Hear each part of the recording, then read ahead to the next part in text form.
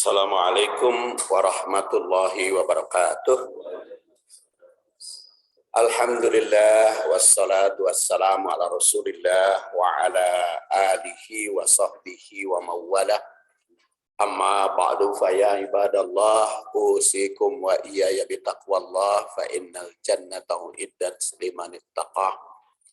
Jamaah rahimakumullah, hari ini kita akan bahas fikih keluarga yang terkandung di dalam surat Al-Kafirun, yaitu surat Al-Kafirun. A'udzubillahi minasyaitonirrajim. Bismillahirrahmanirrahim. Qul ya ayyuhal kafirun. La a'budu ma ta'budun.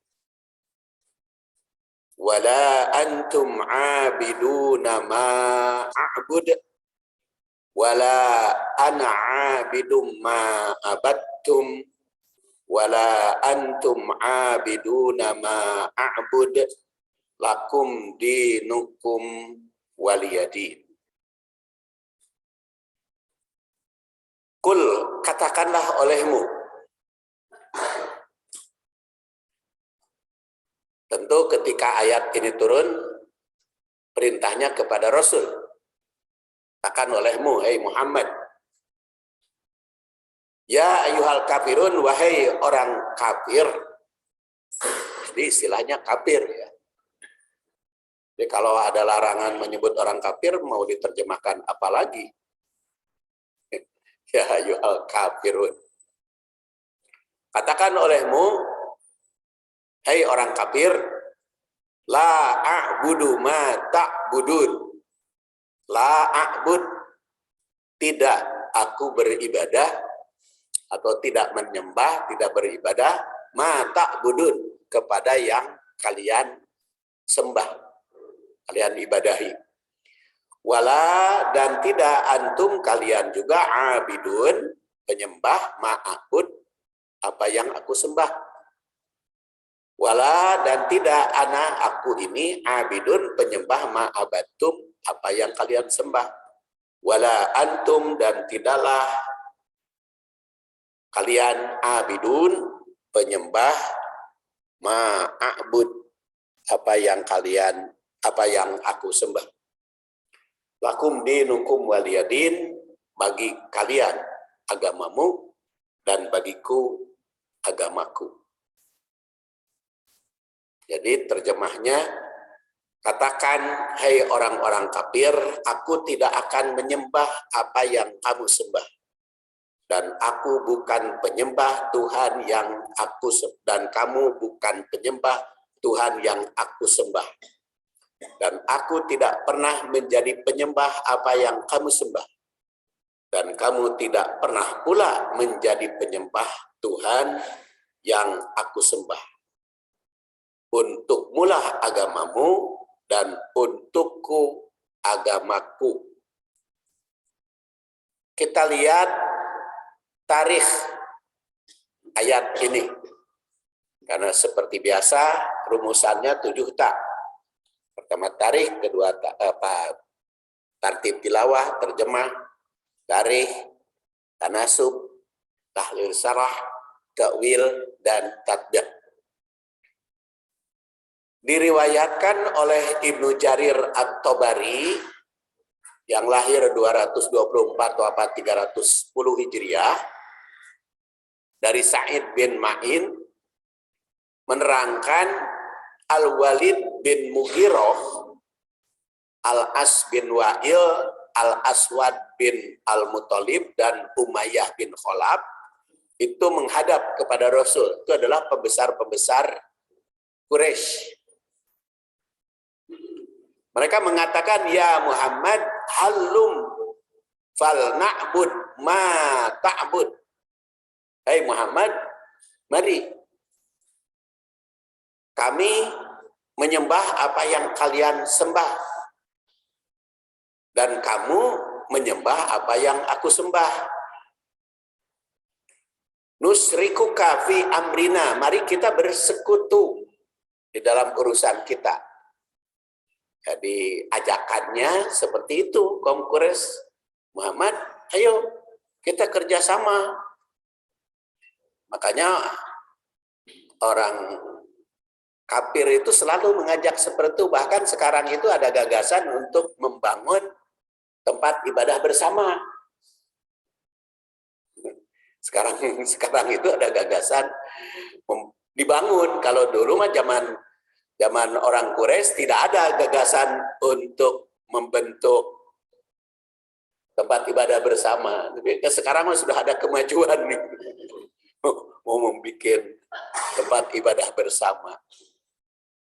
Jadi untuk wanusrikuka fi amrina, kita bersekutu, bekerja sama dalam urusan kita. Kulli, semuanya.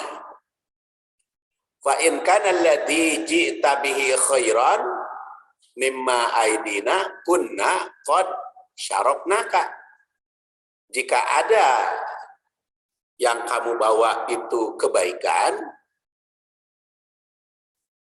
dan kami juga bersekutu dengan engkau, kami kan sudah bersekutu. Jadi kalau ada kebaikan kami mendapat kebaikannya. Kalau di kebaikan kami, kamu juga mendapat kebaikannya. Maka nanti bagi-bagi. Wa in kana ladzi biadina khairan, biaidina khairan mimma fi yadai kunta qad saroktana. Ya, kalau di kami ada kebaikan, kamu sudah bekerja sama fi amrina. Maka tentu saja kamu mendapat bagian dari kebaikan tersebut. Itu latar belakang atau asbabun nuzul, sebab turun surat Al-Kafirun. Makanya jawabannya, kalau ada yang mengatakan seperti itu, kerjasama, tolak. Hai Muhammad, qul ya ayyuhal kafirun. Juga oleh At-Tabarani ini lahir 360, wafat 260, wafat 360. Jadi At-Tabarani itu usianya 100 tahun ya. Rawi hadis. Ada Ibnu Abbas, dari Ibnu Abbas yang lahir 3 sebelum Hijriah, wafat 68 setelah Hijrah, bahwa kaum Quraisy itu menghadap Rasul menyampaikan tawaran. Mereka memberikan harta sebanyak-banyaknya agar Rasul menjadi orang terkaya di Mekah. Penawarannya, kalau engkau ingin menjadi orang kaya, maka kami akan menyumbangkan harta supaya kamu menjadi orang terkaya di Mekah ini. Mereka menawarkan agar Rasulullah SAW menikahi wanita-wanita yang kamu sukai dari kami. Kalau Rasul menginginkannya. Mereka berkata, inilah tawaran kami, Muhammad, asal hentikan tuh kamu mencela Tuhan kami, mencela berhala-berhala. Dan jangan kau lakukan itu melemahkan atau menyampaikan kelemahan-kelemahan ajaran kami. Dengan demikian kita akan berdamai, berdampingan, kerjasama secara baik, dan kami mewajibkan Anda hanya satu saja tanggung jawabnya, yaitu itu. Jadi jangan mencela ajaran kami dan jangan menyepelekan Tuhan kami. Rasul bersabda, wa mahya, apa itu? Kata mereka, Anda menyembah Tuhan kami, Lata, Uzza, 1 tahun. Kami akan menyembah Tuhan Anda selama 1 tahun. Rasul sallallahu alaihi wasallam bersabda, hatta andur ma ya'tiyani mir rabbi, menunggu jawaban dari Tuhanku. Tidak lama kemudian turun Ayat ini surat Al-Kafirun dan juga surat Az-Zumar ayat 64 yang bunyinya kul afa ghairallah ta'muruni a'budu ayyuhal jahilun. Surat Az-Zumar ayat 64. Katakan olehmu, apa aku sembah Allah yang memerintahkanku untuk menyembahnya? Apakah a'budu ayyuhal jahilun? Apa aku sembah wahai orang-orang yang bodoh? Jadi itu jawaban yang pertama. Jawaban yang kedua tadi surat Al-Kafir, jawaban pertama surat Al-Kafirun, jawaban kedua disebut orang yang mengaku menyembah Tuhan itu orang-orang bodoh. Jadi kaum Quraisy itu menghalangi dakwah Rasul itu cukup banyak sebetulnya. Ada yang mengejek, ada yang menghina, ada yang menyindir, ada yang mendustakan. Tapi ada juga yang mencemarkan citranya.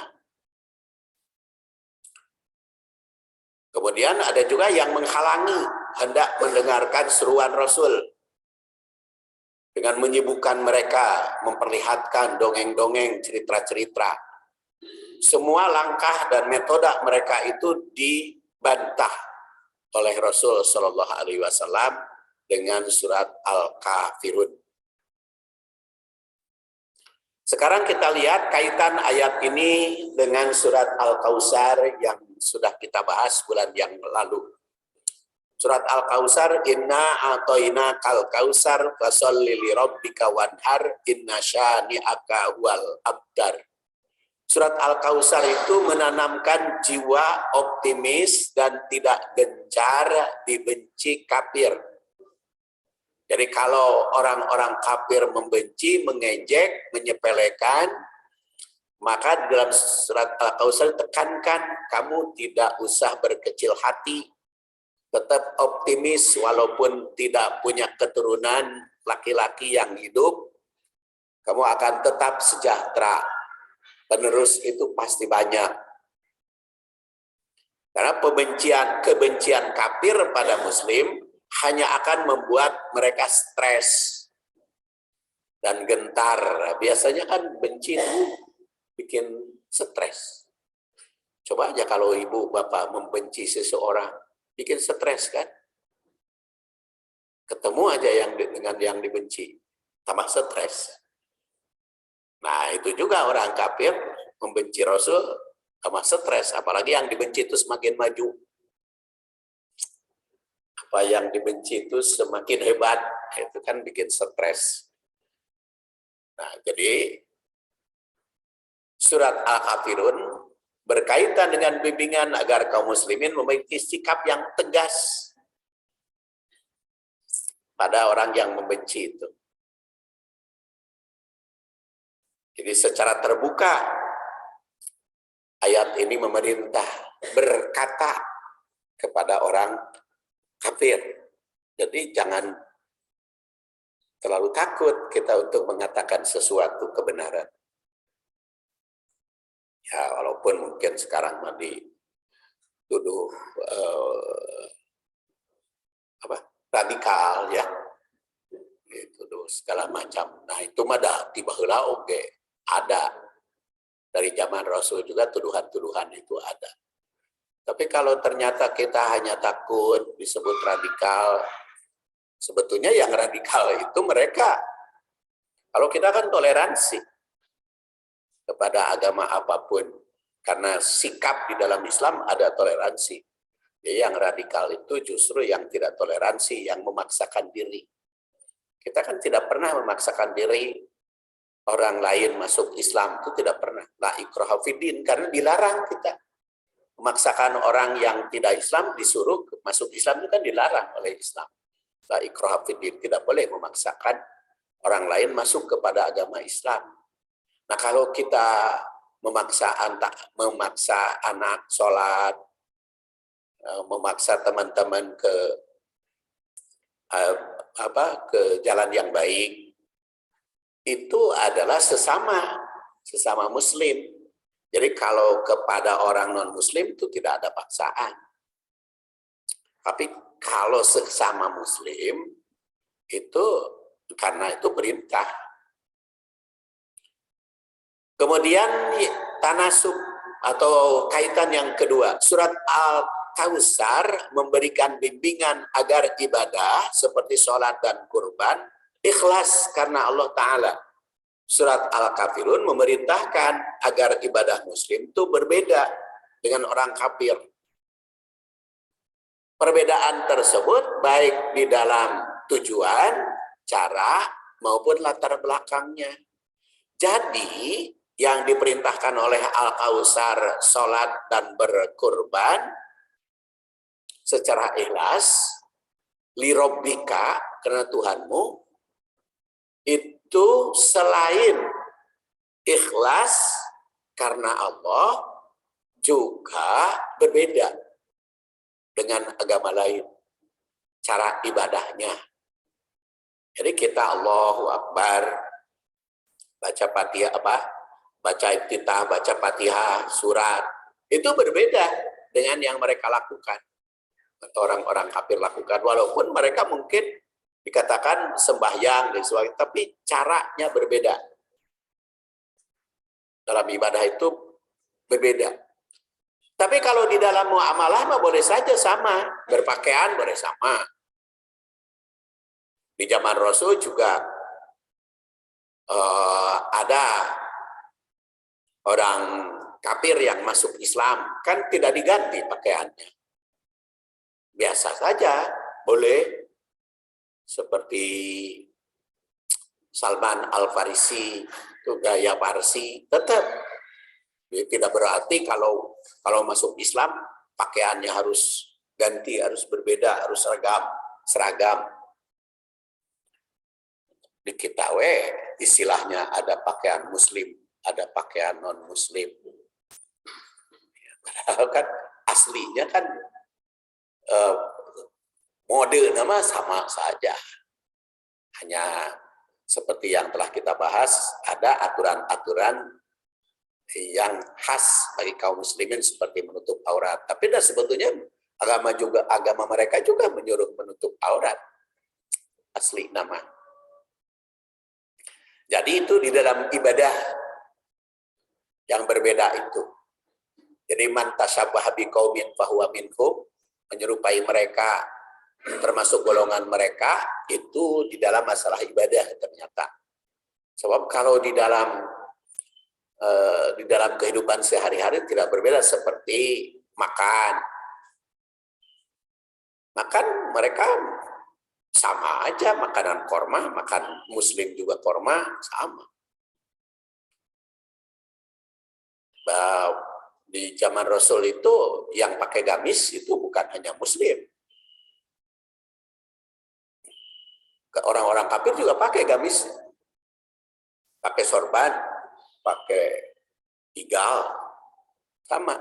Jadi kalau berpakaian tidak masalah. Jadi kalau orang kafir pakai dasi, kita pakai dasi, tidak masalah kalau di dalam pakaian. Yang tidak boleh sama itu dalam ibadah, la budu ma ta'budun.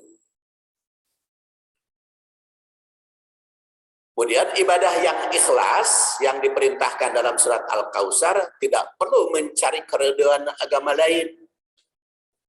Jadi kalau dalam surat Al-Kautsar perintah ibadah fasholli li rabbika wanhar, maka di dalam surat Al-Kafirun tidak usah mencari keridhaan agama lain.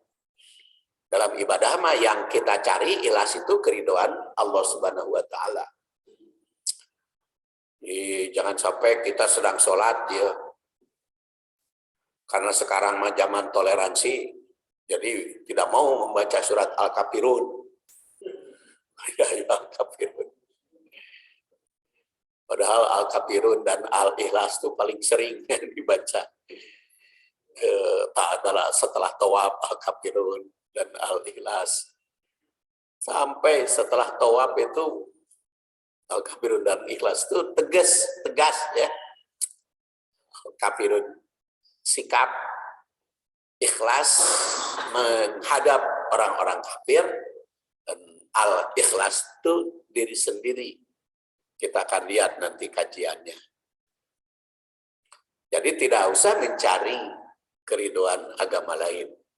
Kalau disukai manusia bagus, tetapi bukan harus mencari keriduan agama lain.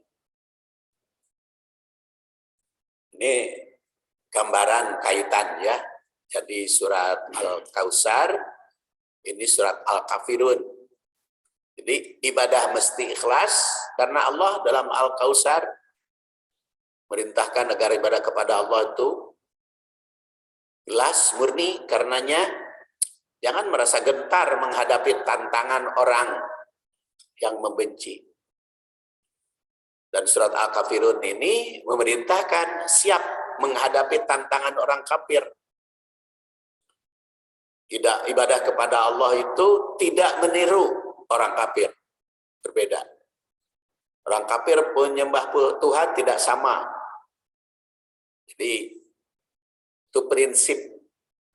Kalau kita lihat bandingan atau tanasub surat Al-Kautsar dengan Al-Kafirun. Sekarang kita lihat tafsir per ayat atau per kata. Tahlilu tafsir. Perkataan kul merupakan bentuk perintah dari qala yaqulu qaulan kul.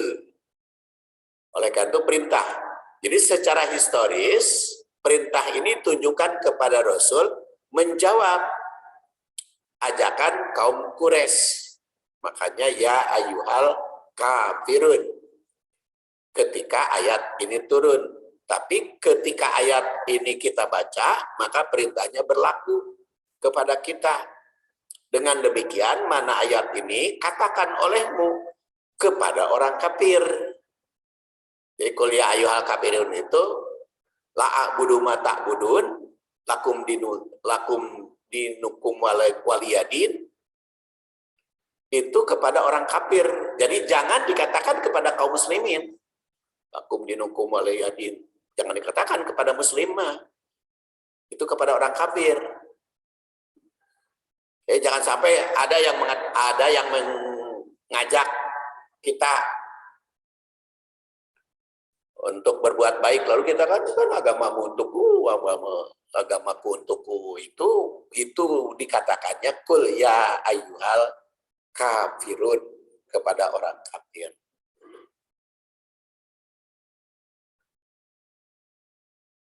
Ya ayyuhal kafirun, makanya merupakan objek yang mesti diucapkannya.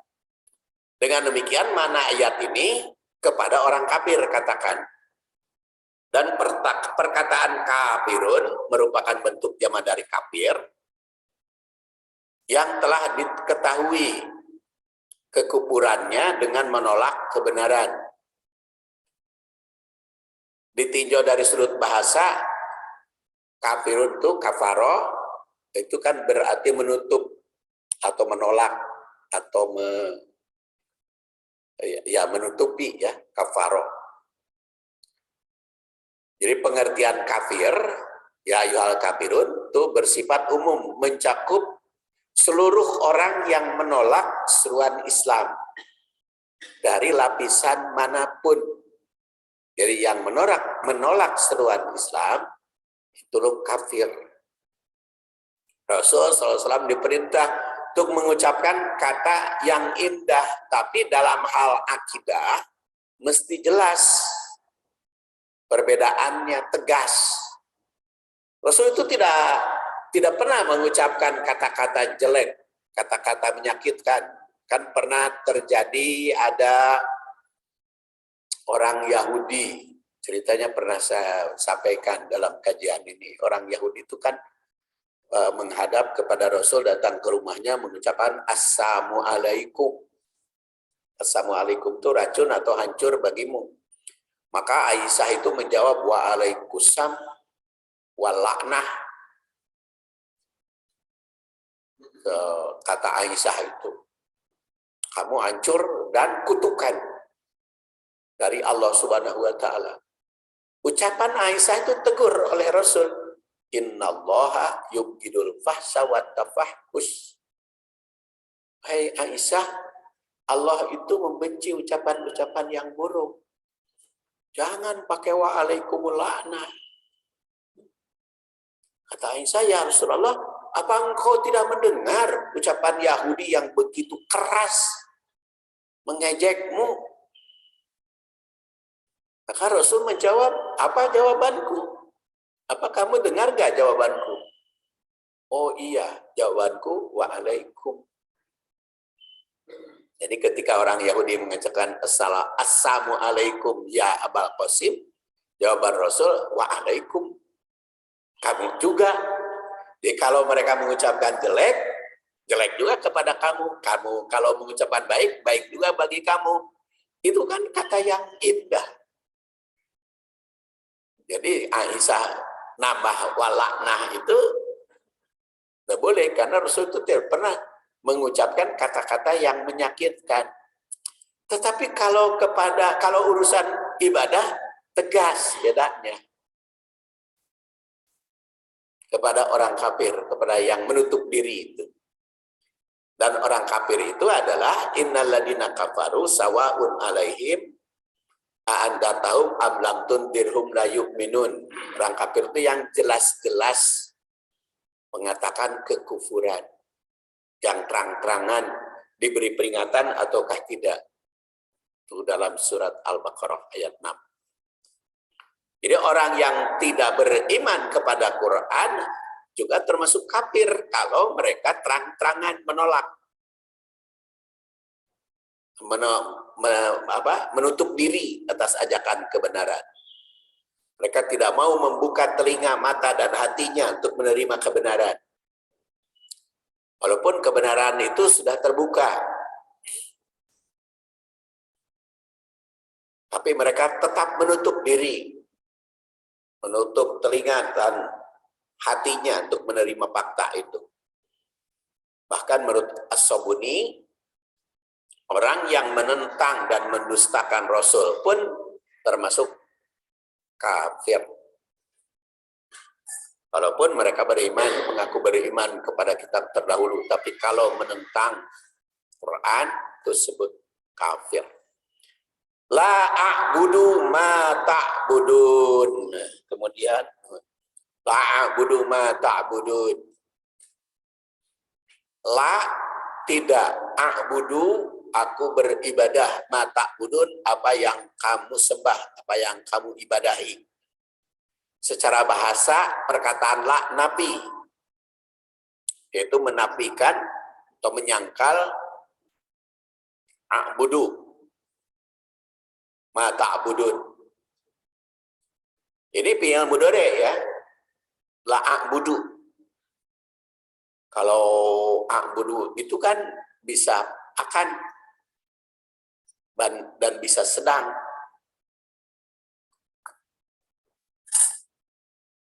Makanya tidak, sama sekali tidak akan dan tidak mungkin atau bukan. Dan ma ini kata ma mausul sambung. Ma ta'budun.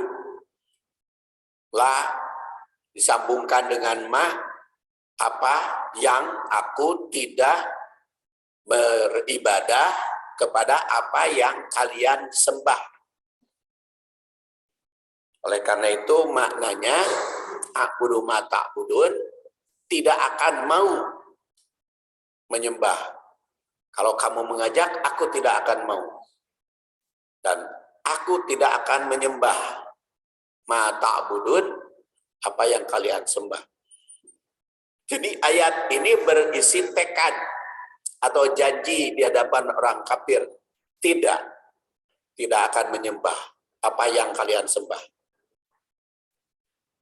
Apa yang disembah oleh musyrik bukan yang disembah oleh kaum muslimin. Tuhan yang disembah oleh kaum muslimin bukan Tuhan yang disembah oleh mereka. Karena Tuhan mereka mah punya anak. Tuhan kaum muslimin kan tidak punya anak. Lam yalid wa lam yulad. Jadi kan berbeda. Tuhan mereka mah di surga. Dan kaum muslimin kan tidak disebutkan tempatnya di mana. Jadi beda ya. Yang diibadahinya juga berbeda.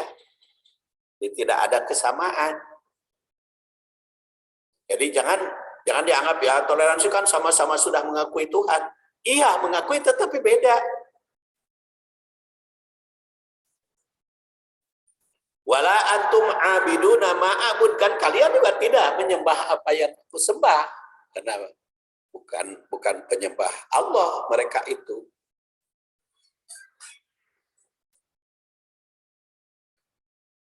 Kemudian wala ana abidu ma'abatum, sekali lagi aku bukan penyembah apa yang kalian sembah.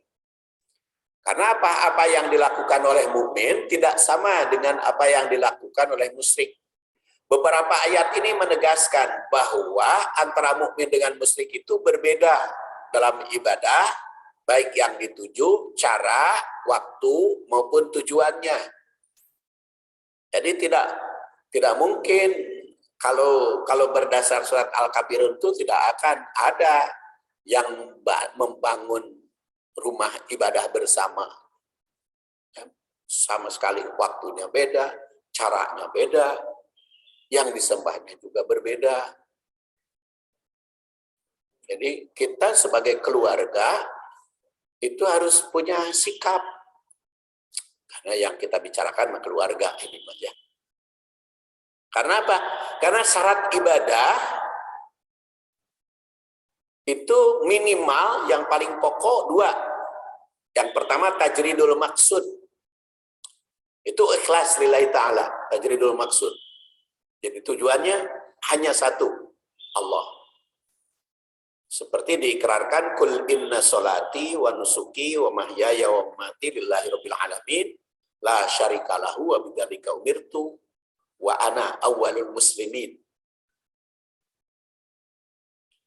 Salatku, korbanku, hidupku, matiku hanya untuk Allah Rabbul Alamin. Tidak ada sekutu baginya. Nah, kalau orang kafir ada sekutu, bukan hanya untuk Allah saja, untuk yang lain.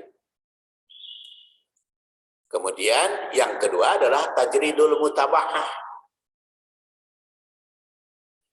Aturannya ada, jelas, ditekankan oleh Al-Quran, kul in kuntum tuhibbunallah fattabi'uni yuhibbukumullah wa yaghfir lakum dunubakum wallahu ghafurur rahim. Kul atii'ullah war rasul fa in tawallaw fa innallaha la yuhibbul kafirin. Katakan kalau mencintai Allah ikuti Rasul. Jadi ibadah dalam Islam itu jelas gitu. Aturannya apa? Figurnya, teladannya ada. Tujuannya sama, yaitu ikhlas, dan caranya jelas. Tajridul mutaba'ah ini syarat utama. Tajridul maksud dan tajridul mutaba'ah. Ikuti Rasul. Karena apa? Karena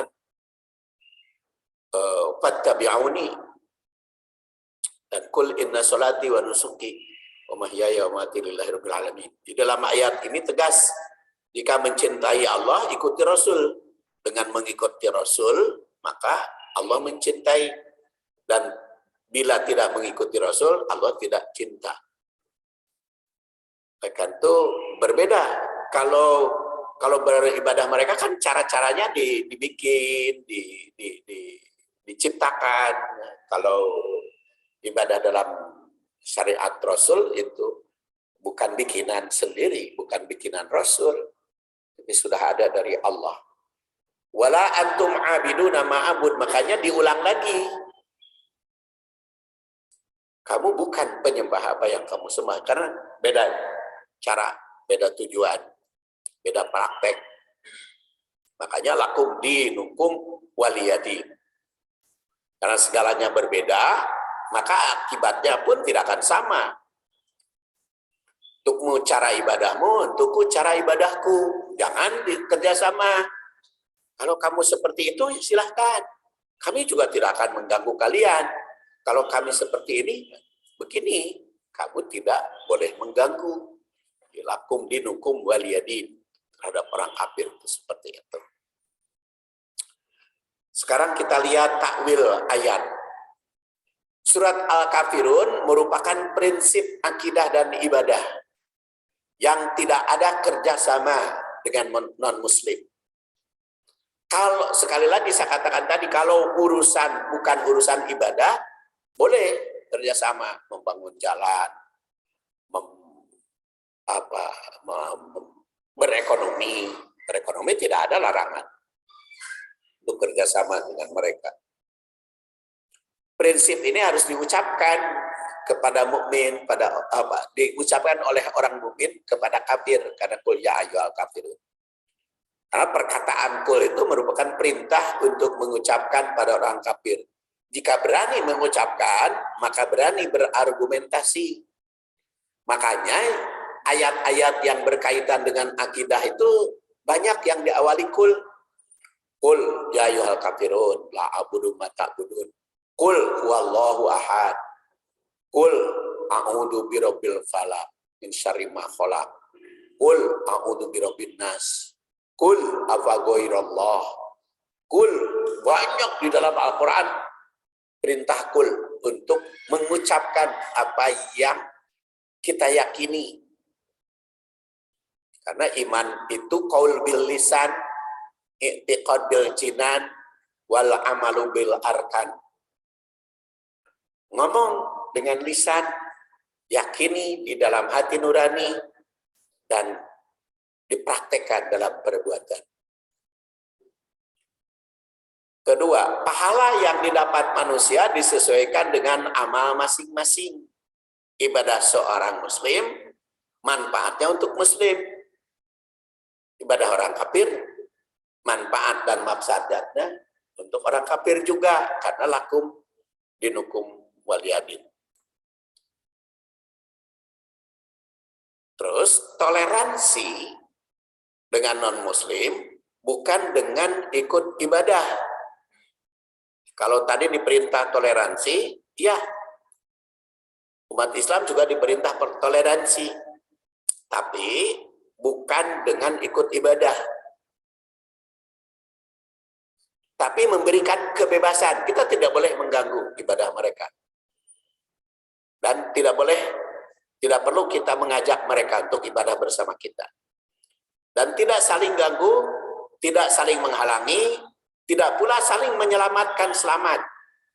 Karena la tabda'ul yahud walad nasara bisalam. Jangan engkau mendahului mereka. Ini hadis riwayat Muslim yang lahir 206 wafat 261. Jangan engkau menyebut salam kepada mereka, pada Yahudi maupun kepada Nasrani. Jangan menyebut salam apapun.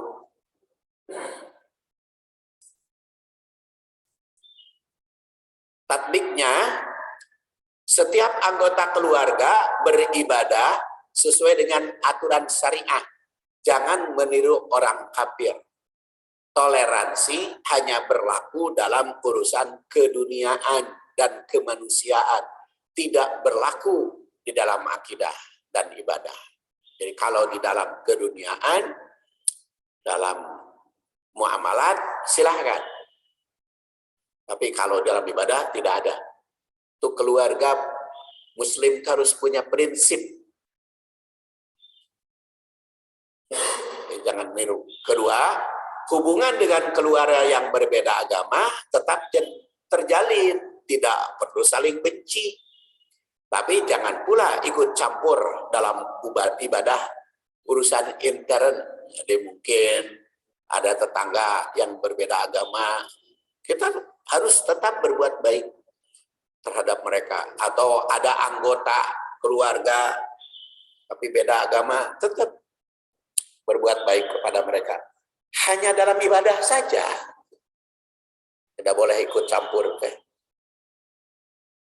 Kemudian yang ketiga, jika ada anggota keluarga yang berbeda agama mengajak ibadah atau merayakan hari raya mereka, tidak perlu mengikuti. Toleransi pula, mereka tidak boleh memberikan kebebasan tidak boleh membatasi kebebasan mereka. Tetap kita berikan kebebasan bagi mereka mau beribadah. Bukan toleransi itu bukan hanya kaum muslimin, tapi mereka juga harus toleransi. La a'budu ma ta'budun. Kemudian keempat, jika orang yang berbeda agama itu berusaha ingin menyamakan atau menganggap sama antara satu agama dengan agama lain, itu harus tegas. Wala antum abiduna ma'abud, wala ana abidu ma'abatum.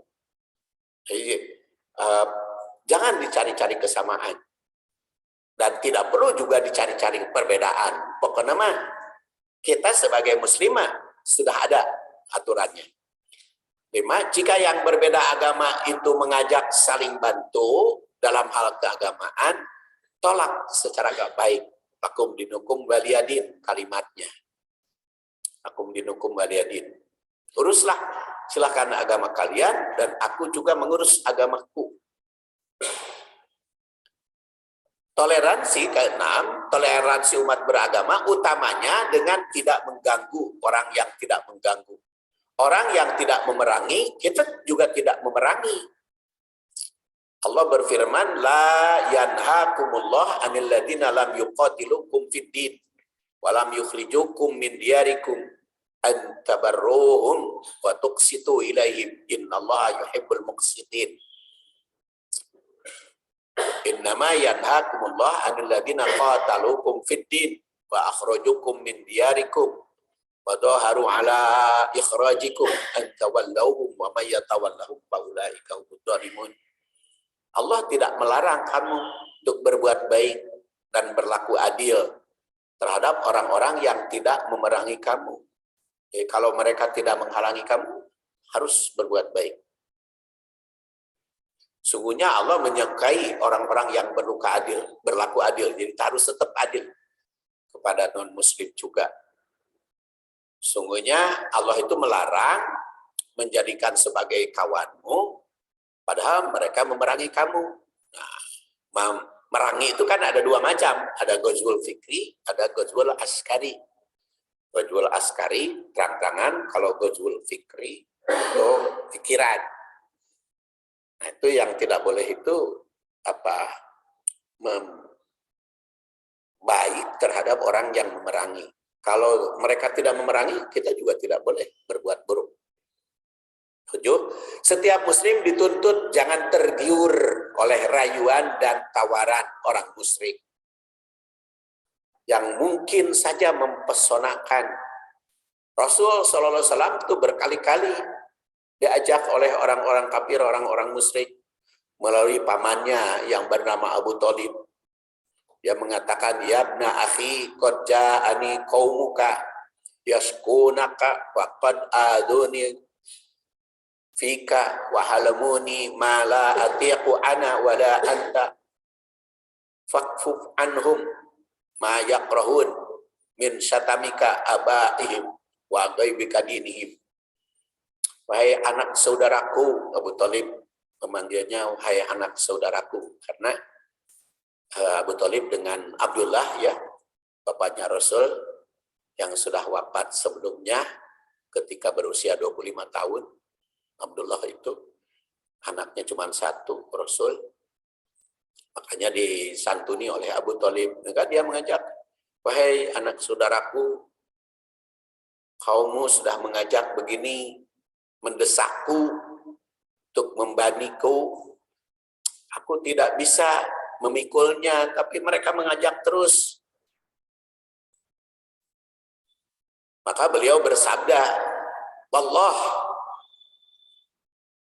walau di'atus samsu fi yamini wal qamar fi simali ma taraktu hada al-amra. Demi Allah, walaupun engkau bisa meletakkan matahari di tangan kananku, bulan di tangan kiriku, menyerahkan kepadaku, aku tidak akan berhenti. Maka Abu Thalib juga menjawab, ya abna akhi, ya, wahai anak paman, silahkan itu hari itu mah. Mari saya sampaikanlah kepada mereka rencana. Dan kalau mereka juga rencana lebih berat lagi, itu kami akan tetap melindungimu. Terus 8, menjaga keharmonisan keluarga dengan yang berbeda agama, bukan dengan cara saling ikut. Karena mengejek juga tidak boleh. Kita tidak boleh mengejek Tuhan mereka. Jadi dicela oleh kita, tidak boleh.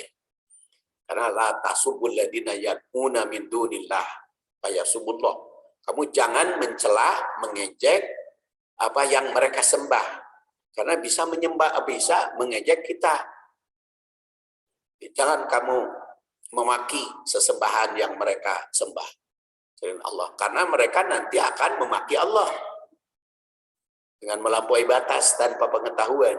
Demikianlah kami jadikan setiap umat itu menganggap baik pekerjaan mereka. Jadi kalau mereka mengatakan agama mereka yang baik, ya silakan. Kami juga menganggap Islam adalah yang baik. 9, keluarga agamis yang kita bina adalah yang meyakini betul bahwa agama yang dianut ini adalah yang baik. Inna dina indallahil Islam.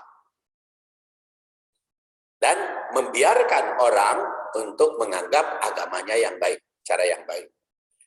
Pihak agama lain pun beri pengakuan agama yang diperlukan. Silahkan saja. Itu prinsip-prinsip keluarga berdasar surat Al-Kafirun yang kita bahas. Mudah-mudahan ada guna dan manfaatnya. Mudah-mudahan kita bisa bertemu lagi nanti di bulan Ramadan. Nanti mungkin surat An-Nasr, idza jaa nasrullahi wal fath, dari pembinaan keluarga. Subhanakallahumma wa bihamdik asyhadu an la ilaha illa anta astaghfiruka wa atubu ilaik. Assalamualaikum warahmatullahi wabarakatuh.